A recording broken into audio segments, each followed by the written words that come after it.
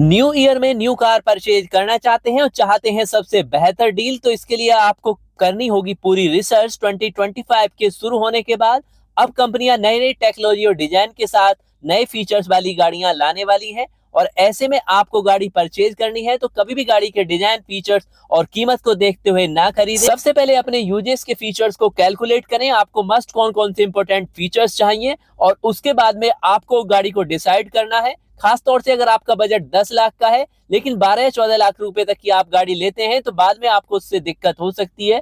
इसके अलावा on road price भी चेक कर लें, क्योंकि अलग अलग राज्यों में अलग अलग टैक्स के स्लेब होते हैं। इसके अलावा शोरूम पर जाकर भी जानकारी ले सकते हैं। और अगर आप चैनल पर हेल्प लेना चाहते हैं तो आप अपने स्टेट और डिस्ट्रिक्ट का नाम शेयर करके गाड़ी के ऑन रोड प्राइस या उस पर मिलने वाले डिस्काउंट ऑफर्स के बारे में भी जान सकते हैं।